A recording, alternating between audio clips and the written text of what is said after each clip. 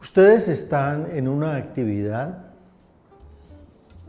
que piensa las relaciones ecológicas, holísticas, en el mejor sentido de la palabra, de todos los seres vivos en la Tierra, especialmente aquella que se refiere a la actividad humana, o sea, las actividades antrópicas. Y claro, sobre la teoría sobre estas relaciones está fuertemente influida por la física, la biología y otras ciencias básicas, ciencias naturales, naturalmente. Pero igualmente la producción, la economía, las costumbres de consumo, etcétera. Yo creo que todos somos conscientes de eso en este momento. Pero este ámbito de reflexión se encuentra fuertemente asediado por la propaganda, por la actividad de los medios de comunicación entendidos en un mal sentido, es decir, no contra los medios de comunicación en sí mismos, sino con lo que se hace con los medios cuando el interés económico está mediando los mensajes. Entonces, muchas de las cosas que se dicen y se hacen, pues están fuertemente mediatizadas por los intereses corporativos, por los intereses políticos, personales y demás. Y hay que aprender a dilucidar, o por lo menos hay que tener conciencia de que eso es así. Como un paso en la creación de esa conciencia por parte de ustedes, vamos a hacer una reflexión que puede parecer teórica o filosófica, pero que les va a servir para ubicar los mensajes, ubicar las políticas, ubicar las propuestas en un terreno en el que ustedes puedan asumir, desde el que puedan asumir una actitud crítica. Y entiendo que estamos hablando de crítica en el buen sentido. Crítica para desmontar los falsos mensajes y crítica para construir algo más apropiado. Bien. Milenariamente la humanidad, el ser humano, se ha encontrado con la necesidad de pensar no solamente en quién es, sino en lo que hace, y especialmente en las relaciones transformadoras del mundo. Y en ese marco, inclusive hoy, en muchas, representaciones mentales, representaciones teóricas sobre la relación nuestra con el mundo, en muchos sentidos se considera que una cosa es el objeto que está allá afuera y nosotros. Es decir, una cosa es este objeto está allá y yo. Un objeto cualquiera, una silla, una mesa, cualquier objeto está allá y aquí estoy yo, en una extraordinaria escisión, partición, ruptura. Y entonces nos hacemos la pregunta, ¿cómo conocer eso? ¿Qué es primero, eso que está allá o yo? ¿Puedo conocerlo? ¿Existe antes que yo? ¿Existirá después? Y claro, suponer esta ruptura implica un pensamiento. Yo fui creado tal como soy hoy y todo lo demás está allí para mi usufructo, para mi disfrute, para mi vida.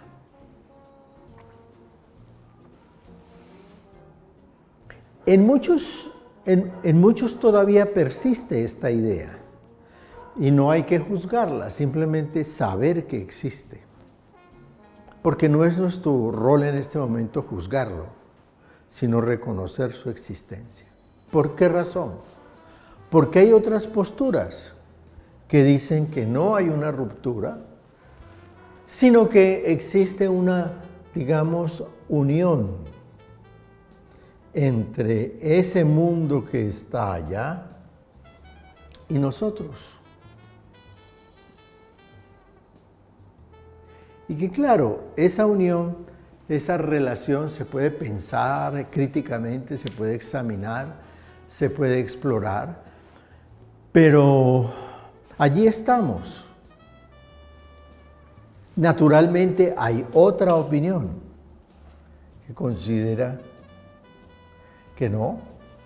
El mundo sí, efectivamente, estamos juntos, estamos unidos, pero en un contexto. Y el contexto no lo podemos excluir. Porque no es lo mismo esta relación, no es la misma esta relación hoy que hace 100, 200 o 500 años. Y por supuesto no será la misma dentro de 1000 años. Ni tampoco es la misma relación si se trata de una cultura de Asia Central y una cultura americana. Esta relación se da de manera distinta porque somos distintos los habitantes del Asia Central y los habitantes americanos. O si yo soy un niño, tengo una relación distinta con este mundo a si soy un adulto o un anciano.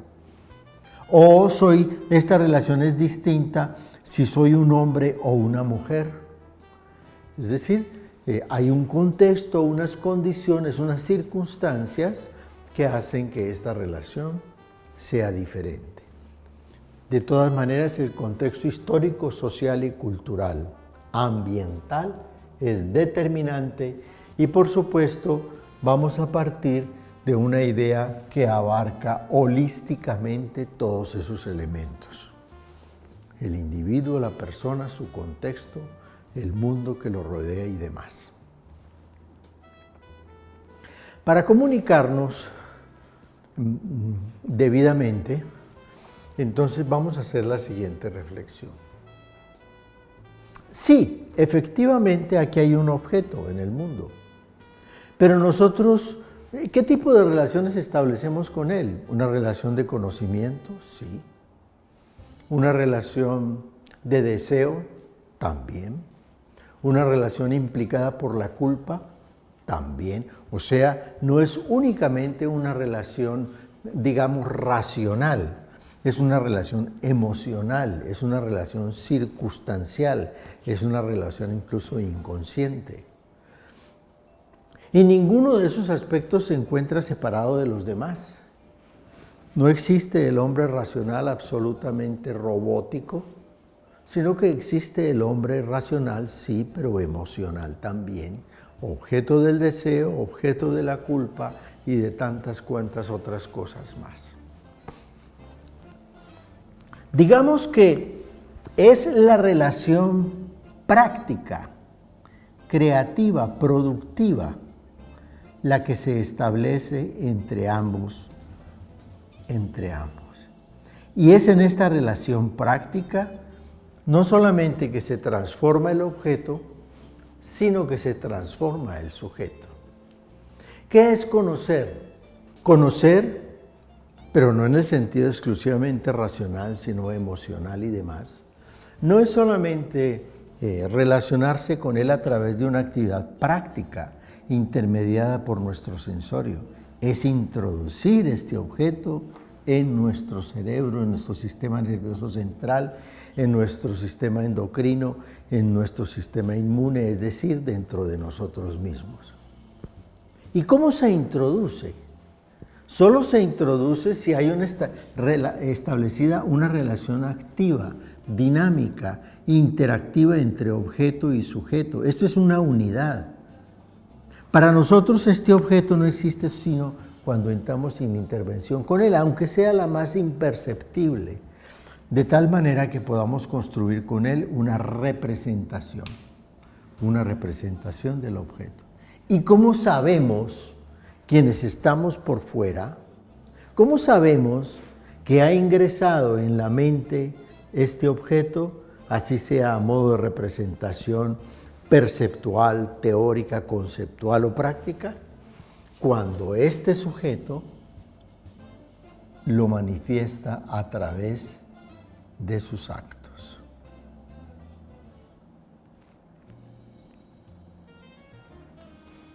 Y nos dice, oh, yo conozco este objeto. ¿Quieren que lo dibuje? Aquí está dibujado. ¿Quieren que especule sobre él? Aquí hay una especulación sobre él. ¿Quieren que lo describa? Aquí hay una descripción sobre él, etcétera. Todo lo que pueda hacerse referido a él, uno lo tiene que hacer a través de un arco de orden epistemológico y práctico.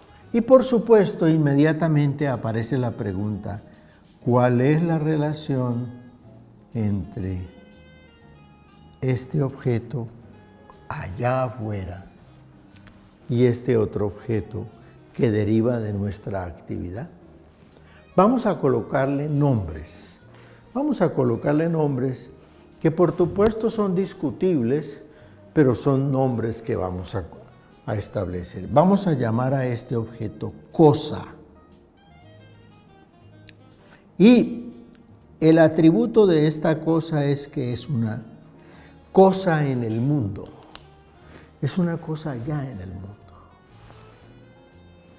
A propósito de esta cosa, nosotros construimos un objeto.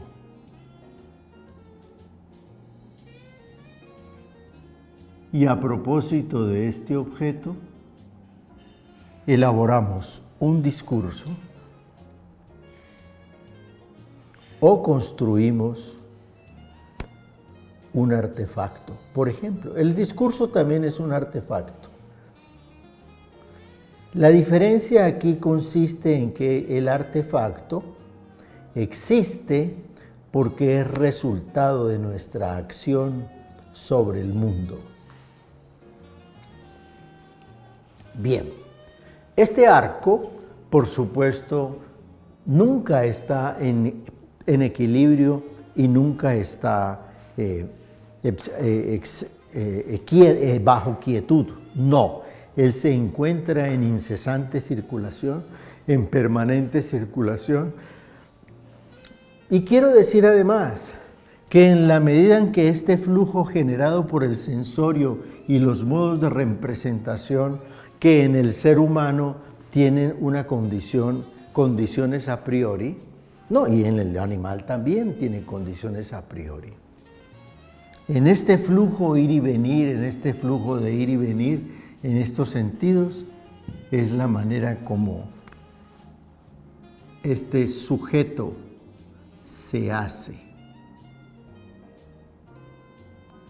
Eso significa que este sujeto es un haz de relaciones. Es un haz de relaciones.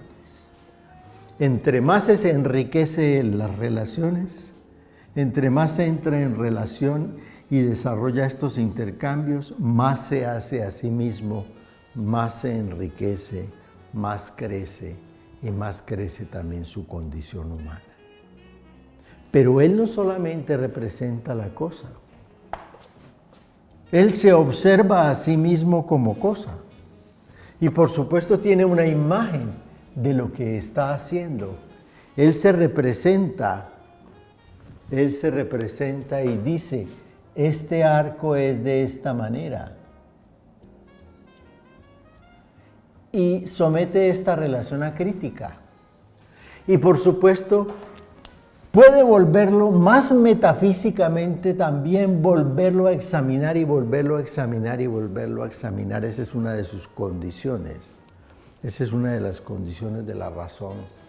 Y no solamente de la razón, sino también de la locura. Pero bien, estamos hablando de la razón. Bien. Significa entonces que le hemos dado nombre a estos elementos Y por supuesto le podemos dar nombre a las relaciones, porque las relaciones también tienen su propia dinámica. Vamos a decir que en este nivel, y siendo, digamos, clásicos, encontramos una especie de razón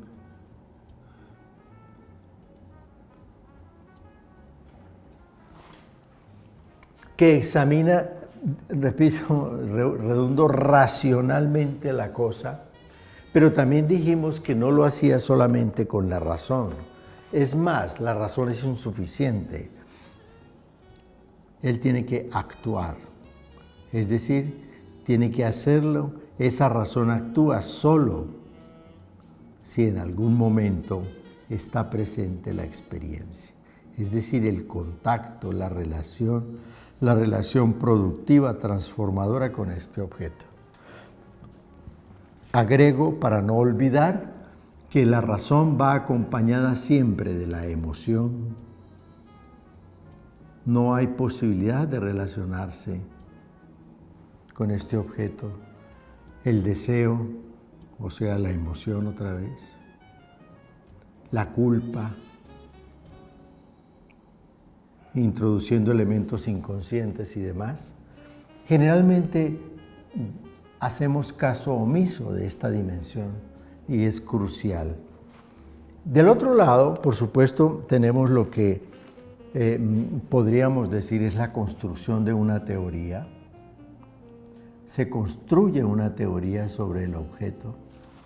Esa teoría, hacemos lo posible porque no dependa de nuestras emociones y no dependa del deseo, ni dependa tampoco de la culpa.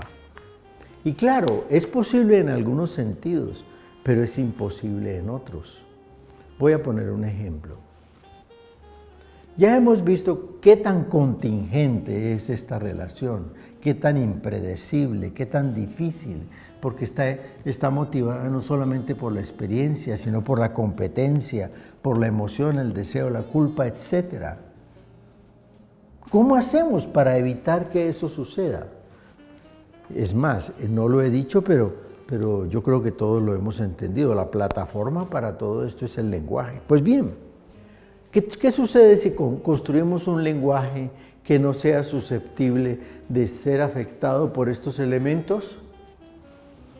¿Qué sucede si construimos un lenguaje y nos relacionamos con las cosas de ese lenguaje como si fueran cosas en el mundo? Por ejemplo, para decir que 1 más 1 es 2, ahora, hace 2000 años, en el Medio Oriente, para el niño, el hombre y la mujer. Es decir, ¿qué sucede si nosotros construimos un lenguaje que nos obvie todas estas dificultades, estas contingencias? Pues construimos un lenguaje formal y efectivamente, en el momento en que hace este circuito, esta relación, aquí no aparece otro objeto como sucede con los objetos normales, ya voy a explicarlo, sino que aparece 1 más 1, 2. Esta cosa no es igual a este objeto, son distintos. Y este objeto no es igual a este artefacto, son distintos. Por consiguiente, la cosa y el artefacto, la cosa y el discurso, la cosa y la representación manifiesta, etcétera, se diferencian. Y esto en algún momento se cierra llegando a constituir una igualdad absoluta entre ambos. No, nunca se cierra, porque esta cosa en principio no se puede conocer totalmente. No se puede conocer totalmente. Sin embargo, no podemos decir eso de 1 más 1, 2. Entonces, cuando nosotros vamos a hablar, por ejemplo, de temas como la verdad, pues en medio de esta verdad está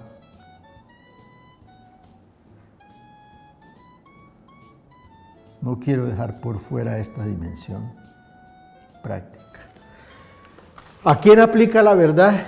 A 1 más 1, 2. Esa es la verdad con mayúscula. 1 más 1, 2, 1 más 1, 2, verdad. Pero describir esta mesa, describir este objeto y recibirlo acá idéntico, es imposible decir que allí hay una verdad. Allí probablemente haya una aproximación, y buena o mala. Pero ahora uno en el lenguaje común dice, sí, tu dibujo de la mesa es correcto. El concepto de verdad no aplica. Pero eso no significa que más tarde regresemos al tema. Bien.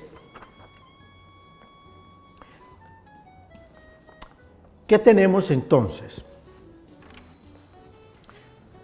Hemos producido un artefacto que ya está fuera de mis manos. Sí, surgió en el circuito epistemológico y práctico de mi relación con la cosa, pasó por mi razón, por mi emoción, por mi culpa y mi deseo, y produje algo a propósito de él, que a su vez se convierte en objeto para otro yo, distinto. Y este otro yo distinto hace exactamente la misma operación, asume como cosa en el mundo lo que he producido, lo introduce a través de una acción práctica transformadora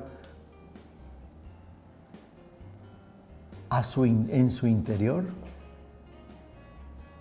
y nos da evidencia de que efectivamente lo tiene, lo posee, lo maneja, señalándonos con un artefacto correspondiente que efectivamente este artefacto, esta cosa en el mundo para él, ha dado la vuelta. Sí, efectivamente. Y voy a ponerles un ejemplo.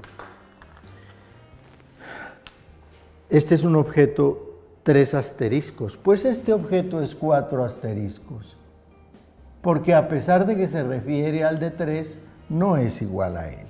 Y este ya viene con 5 asteriscos. Voy a poner un ejemplo cualquiera. Yo soy un profesor de física. Estoy aquí.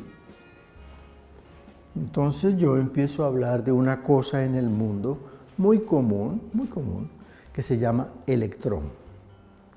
Nunca lo he visto. Y tal vez nunca lo veré. Sé que existe. Doy evidencia de eso, porque entre otras cosas todo esto que está aquí depende de nuestro conocimiento del electrón. Así sea un conocimiento precario y parcial, la cámara,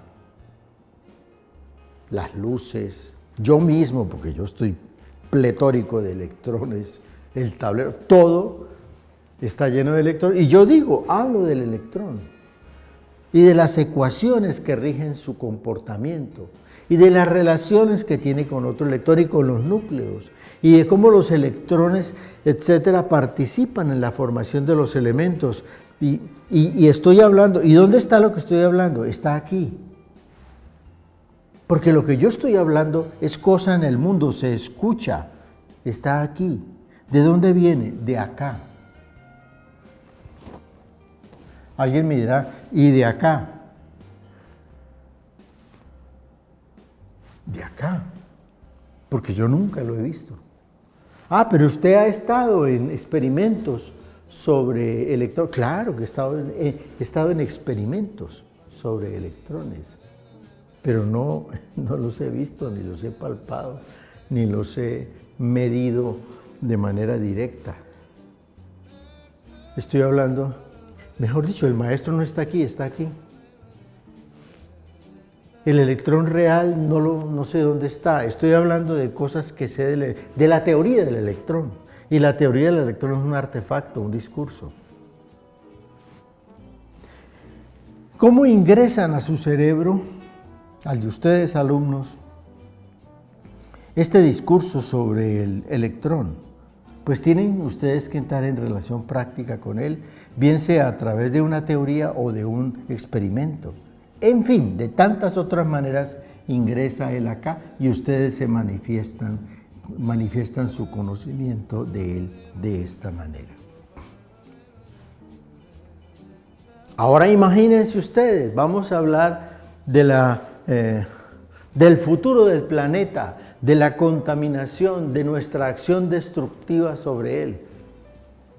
Todos decimos, es que lo estamos viendo. ¿Lo están viendo? Sí, la televisión lo muestra. La televisión está aquí, no está acá. La televisión le muestra a usted un discurso. No, pero es que yo lo percibo en mi casa, en mi empresa. Claro, claro. Usted dice, yo lo estoy percibiendo como cosa en el mundo.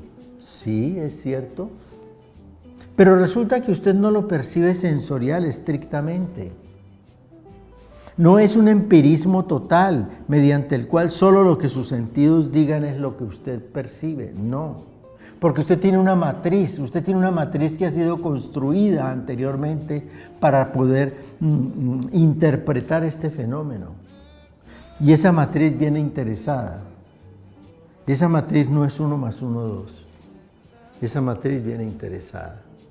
Usted se forma la matriz en esta relación. Y usted no solamente con el conocimiento del proceso mismo construye su representación, sino con las cargas que trae este mensaje, que están diseñadas para que usted piense de una determinada manera.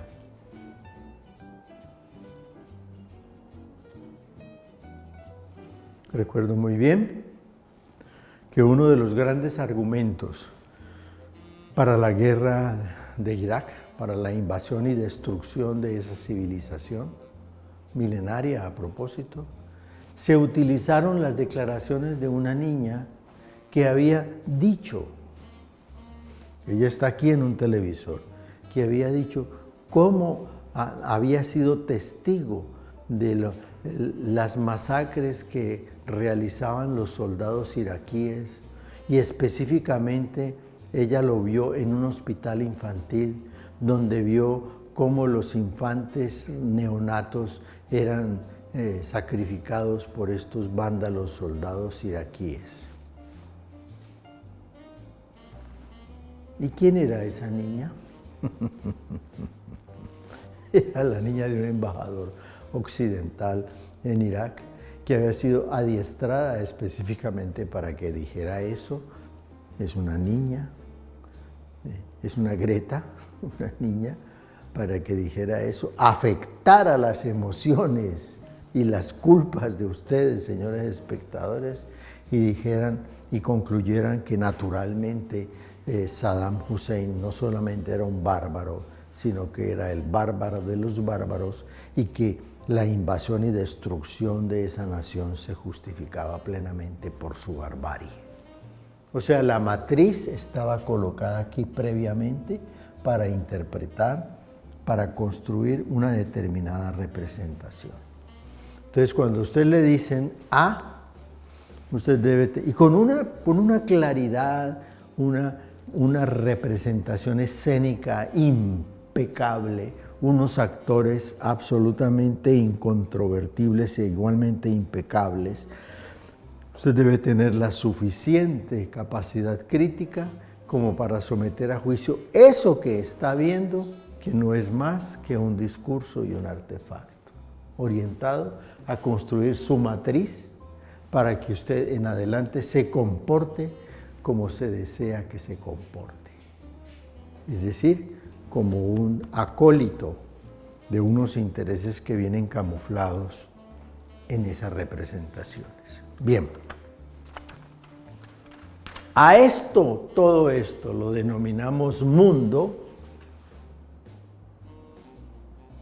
¿Qué es todo esto? Las cosas que están en el mundo. ¿Y cuáles son las cosas que están en el mundo? Usted y yo estamos en el mundo. Las cosas del mundo están en el mundo. Y los artefactos que nosotros elaboramos también están en el mundo. Y realidad. Esta realidad existe, naturalmente que existe, pero no existe del mismo modo como existen las cosas en el mundo. Esta realidad está en su cabeza, no en su cabeza, en su organismo, y es usted. Y esta realidad está en su organismo y eso es lo que es usted. Una cosa es mundo, otra cosa es la realidad. Por supuesto, nosotros nos comportamos de acuerdo con la realidad. Y nuestra plataforma, naturalmente, la plataforma básica de este mundo es el lenguaje.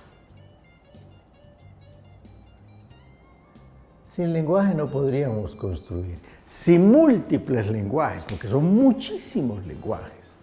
El lenguaje natural que hablamos, en este caso el español, el lenguaje de la matemática, el lenguaje de la física, el lenguaje de las emociones, el lenguaje de los gestos, el lenguaje de los silencios, todos los lenguajes, aquellos que podemos y sabemos decodificar. Bien.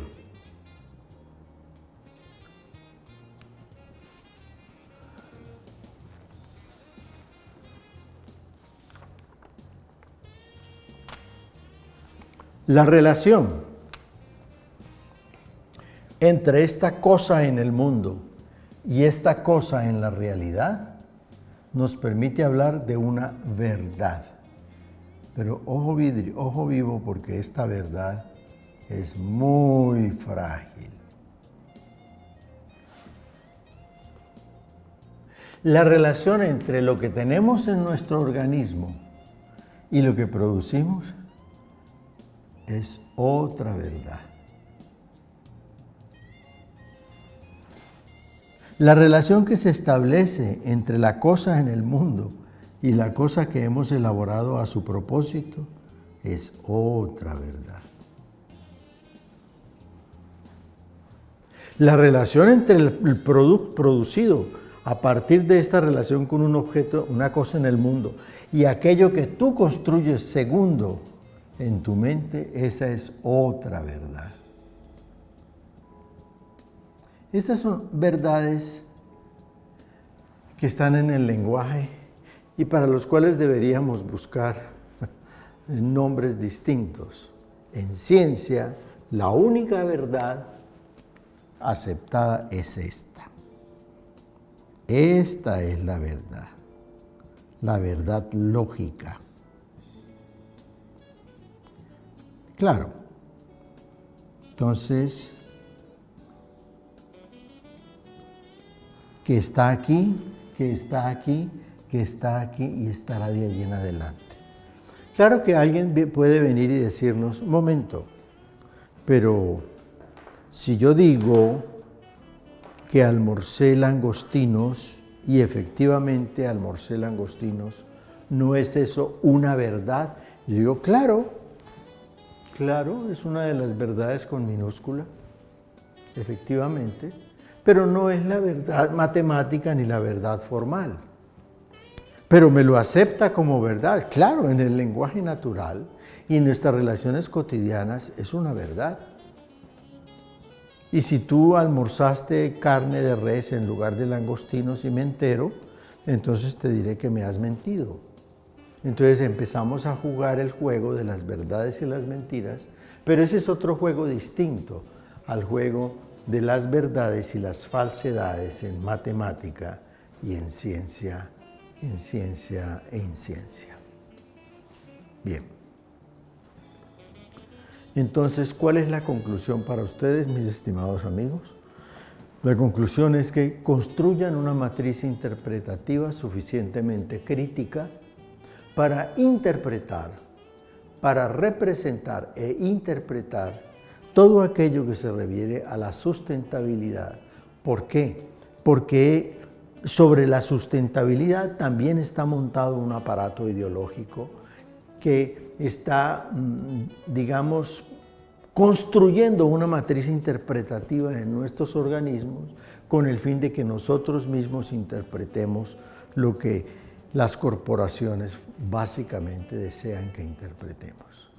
Son dulces, son piedras envueltas en material celofán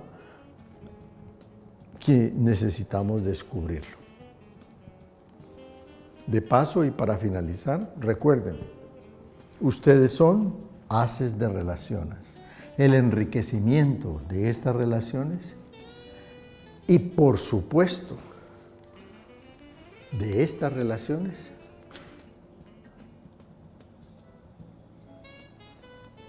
harán de ustedes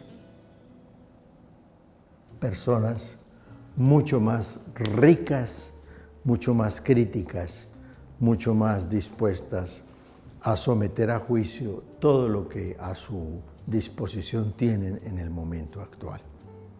Por favor, elaboren 20 renglones con lo que les deja como aprendizaje o crítica esta presentación y se la remiten al coordinador de la actividad.